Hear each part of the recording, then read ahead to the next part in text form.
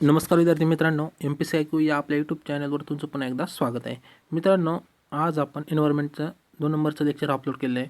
खूप महत्त्वपूर्ण आहे बघा. आपण जी लेक्चरची सिरीज चालू केली याच्यामधलं जे 2 नंबरचं लेक्चर आहे समजा आपण इकोसिस्टीममधलं, तर त्याच्यामध्ये आपण विविध सायकलचा अभ्यास करणार आहेत. बघा याच्यावर क्वेश्चन बऱ्याचदा विचारलेले आहेत आपल्याला समीकरणानुसार किंवा काय मुक्त होतं किंवा ह्या सायकलमध्ये का महत्त्वपूर्ण घटक आहे.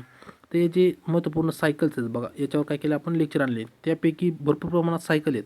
ऑक्सिजन सायकल आहे, पुन्हा इतरसुद्धा सायकल आहेत म्हणजे चक्र आहेत, तर ते आपण ते घेतलेले नाही. जे परीक्षेच्या दृष्टीने महत्त्वपूर्ण असे 5 आहेत, तर ते घेतलेले आहेत बघा. त्याच्यातलं पहिलं म्हणजे वॉटर सायकल आहे, नायट्रोजन सायकल आहे, कार्बन, फॉस्फरस आणि सल्फर सायकल अशा प्रकारचे 5 हे घेतलेत आपण, सायकल्स घेतलेत. ते आपण चक्र म्हणतो. तसं जलचक्र, नत्राचं नंतर नायट्रोजनला म्हटलं जातं, कार्बन सायकल किंवा कार्बनचं चक्र, तर अशा प्रकारचे जे सायकल ते आपण या व्हिडिओमध्ये आणलेले आहेत.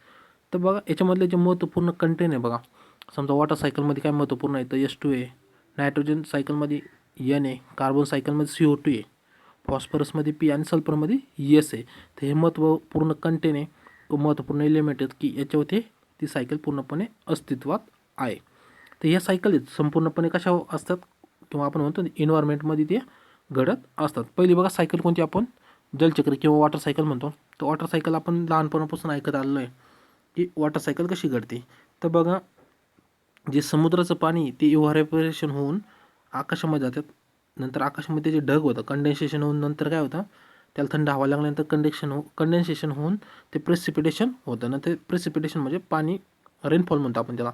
तर ते जमिनीवर पडल्यानंतर झाडामार्फत त्याचं काय होतं, अवशोषण होऊन किंवा ग्राउंड वॉटर सगळीकडं पाणी तयार होऊन काय होतं, एक चक्र पूर्णपणे तयार झालेलं असतं, ज्याला काय म्हणतात वॉटर सायकल किंवा जलचक्र.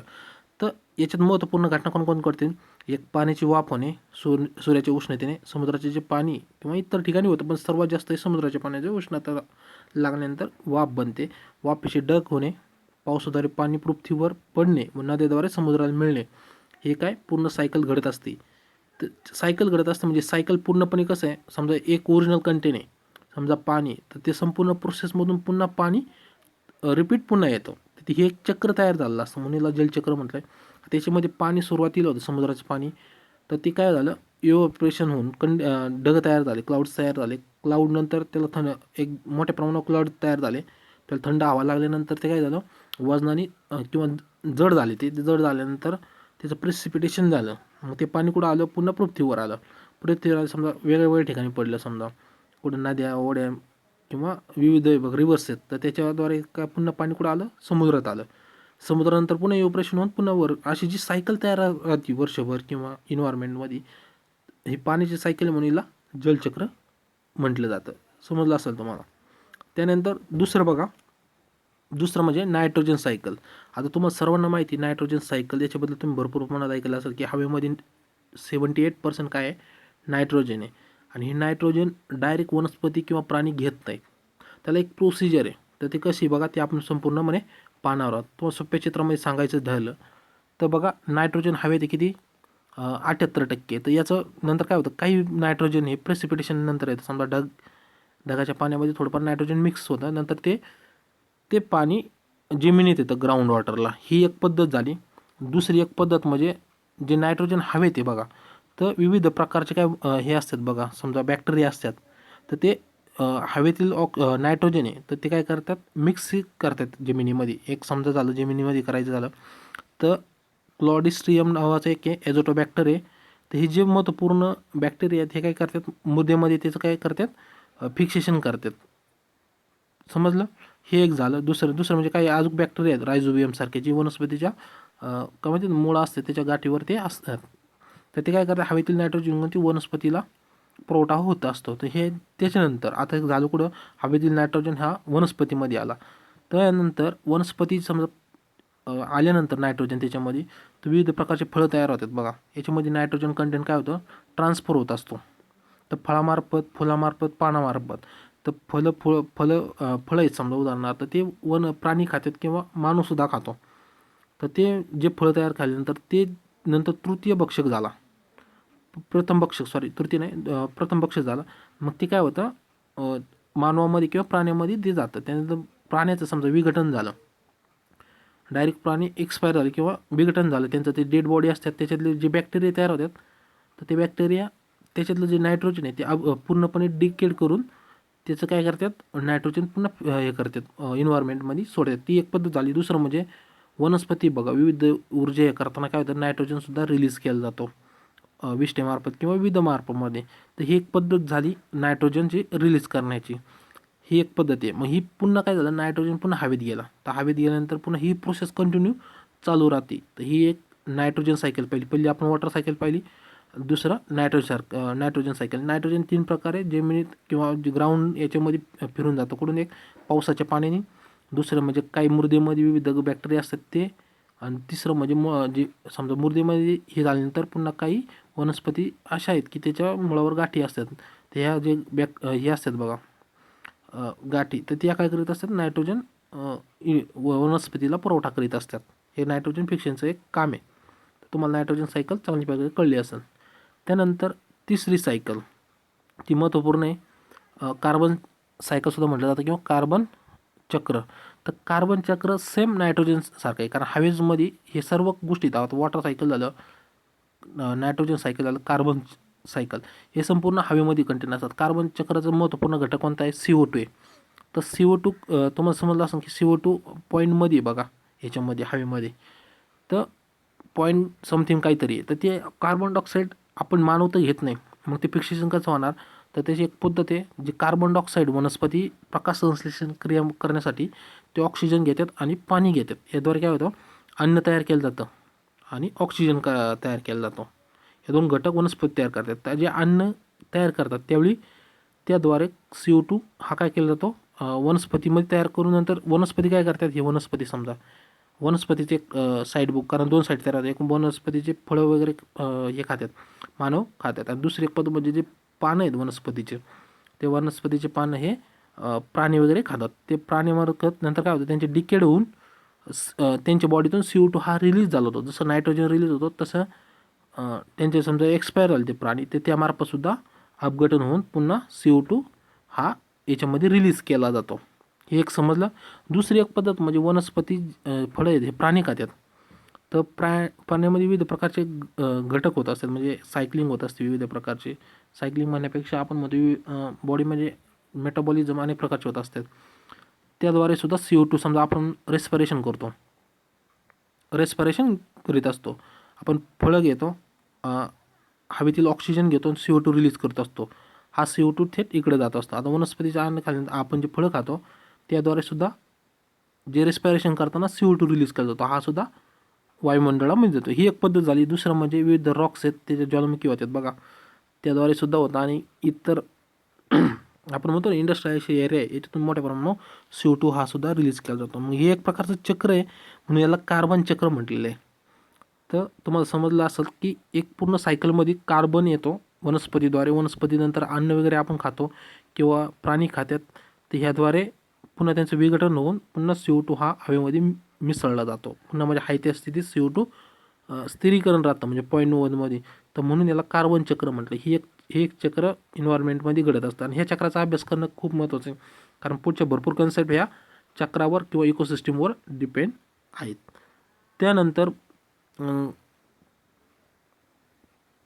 तर फॉस्फरस चक्र. आता फॉस्फरस चक्रामध्ये महत्त्वपूर्ण घटक, आता इथे सर्व चक्र बघितले आपण, ते कशाशी रिलेटेड होते, सर्व हवेशीर होते. नायट्रोजन झालं किंवा कार्बन झालं, कार्बन चक्रामध्ये CO2 असतो किंवा वॉटर याच्यामध्ये पाणी हवेत असतं, ते सर्व याचेच झाले. पण फॉस्फरस सायकलमध्ये ती सिस्टीमच वेगळी.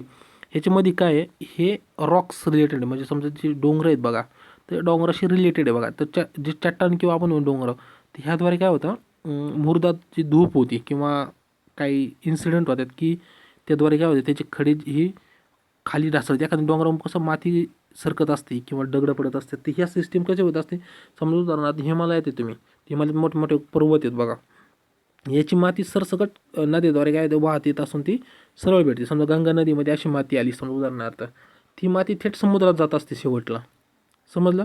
तर ही समुद्रात वाहिल्यानंतर ती माती पुन्हा काय होती, त्या डायरेक्शनने पुढं सरकत, समजा समुद्राच्या लाटेमुळे पुढं सरकत काय होते, ते खोल समुद्रामध्ये त्याचा एक थर तयार झाला होतो.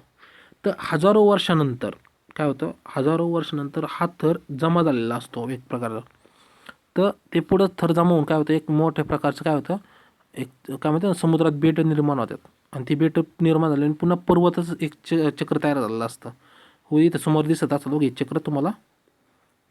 हो का, हे सॉईल इथून हे दगड आले, हे पाण्यामध्ये मिसळले समुद्राचे. नंतर इथं माती निक्षेपण झालेलं आहे. हे निक्षेपण कंटिन्यू चालू राहतं. हजारो वर्ष चालल्यानंतर पुन्हा हे पर्वत पुन्हा तयार होतात. म्हणजे हे चक्र चालू झालं. हे या चक्राला काय म्हटलं जातं, फॉस्फरस. याच्यामध्ये फॉस्फरस हा मेन कंटेन आहे. कारण रॉक्स किंवा जे म्हणतो ना आपण पर्वत, याच्यामध्ये महत्त्वाचा घटक हा फॉस्फरस आहे. तर तुम्हाला ही पद्धत समजली असेल किंवा हे चक्र समजलं असेल.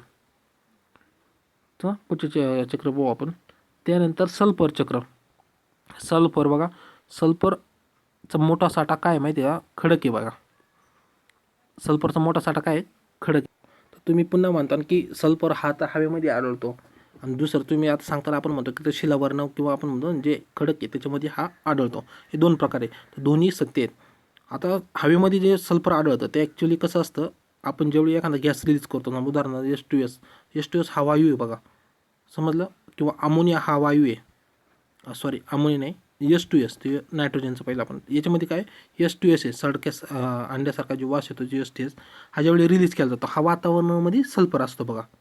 तर तुम्ही बघितलं असं ॲसिड रेन वगैरे होतात बघा, HNO3 किंवा H2S हा जे पाऊस होतो याच्यामध्ये सल्फर कंटेन आढळतं. हे पाऊस पडल्यानंतर काय होतं, या सल्फर याच्यामध्ये मिक्स असतं. मग ते काय होतं, पुन्हा जमिनीवर पावसाद्वारे येतात.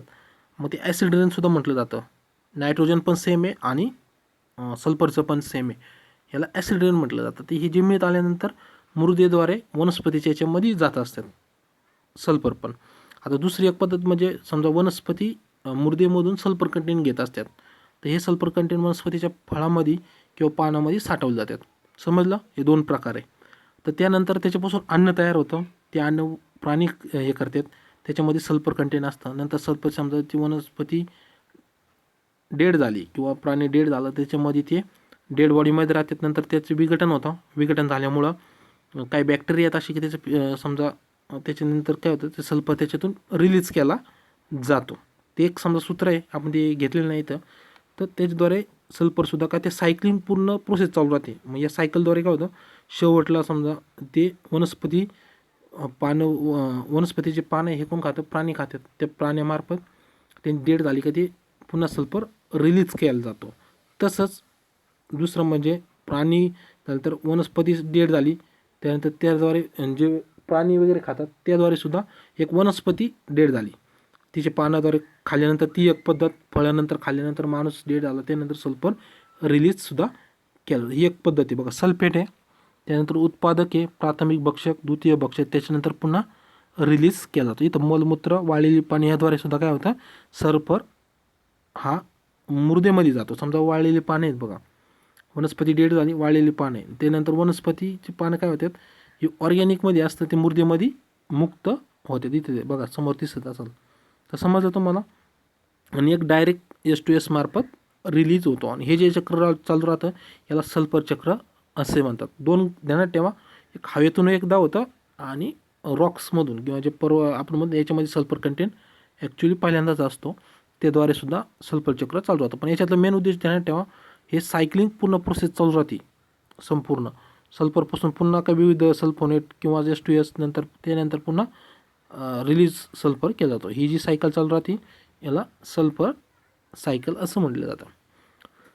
तर याच्यातले बघा मेन म्हणजे बघा, sulphur cycle is the collection of process by which sulphur move between Roxx, water आणि लिव्हिंग सिस्टीम. म्हणजे जमिनीतून नंतर पाण्यात नंतर सिस्टीममध्ये रिलीज केलं जातं. याच्यामध्ये प्रोटीन्स फॅक्टर आहे. नंतर प्रोटीन्स तुम्हाला माहिती आहे सल्फर कंटेन असते त्याच्यामध्ये. तर हे ऑक्सिडेंट आणि रिडक्टंट इन द मायक्रोबियल रिस्पिरेशन, म्हणजे यामार्फतसुद्धा सल्फर हा रिलीज केला जातो ऑक्सिडेशन आणि रिडक्शन मार्फत. तर याच्यातलं मेन फक्त देण्यात ठेवावं, जे सल्फर रिलीज केला जातो तर तुम्हाला एक सोप्या पद्धतीने मी पहिले उदाहरण देऊन सांगितलेलं आहे. ओके, तर तुम्हाला हा छोटासा व्हिडिओ कसा वाटला मित्रांनो, कारण हे पेपरमध्ये विचारलं जातं. वॉटर सायकल तर सर्वांना सांगता येईल, नायट्रोजन सायकल पण सांगता येईल, पण फॉस्फरस आणि सल्फर याच्यामध्ये काय बाय प्रॉडक्ट आहे, हे कसं सायकल चालू होतं. कारण इन्व्हायरमेंटच्या कन्सेप्ट अशा आहे की त्या आपल्याला जरी इम्पॉर्टंट नसणं वाटतं, तर त्या कन्सेप्ट आपल्याला क्लिअर करणं खूप गरजेचं आहे. इंटरव्ह्यूला आलं किंवा तुम्ही इन्व्हायरमेंटचे ज्यावेळी काही प्रॉब्लेम फेस करत असता त्याच्यामुळे तुम्हाला त्या गोष्टी माहीत पाहिजे. ह्याच्यावर क्वेश्चन आजपर्यंत विचारला नाही, पण विचारण्याची शक्यतासुद्धा आहे, कारण हा खूप महत्त्वपूर्ण घटक आहे. सुरुवातीचे तर 2-3 चॅप्टर याच्यावर क्वेश्चन हमखास विचारलं. इकोसिस्टीम म्हणजे काय, सायकली कसे प्रोसेस चालत असतात, तर ह्या क्वेश्चन विचारण्याची शक्यता आहे. याच्यापैकी एखादा क्वेश्चन विचारला जातो आपल्याला. तर हे सायकल तुम्हाला येणाऱ्या परीक्षेमध्ये नक्कीच फायदेशीर ठरणार आहे. थँक्यू. भेटू पुढच्या व्हिडिओमध्ये. थँक्यू.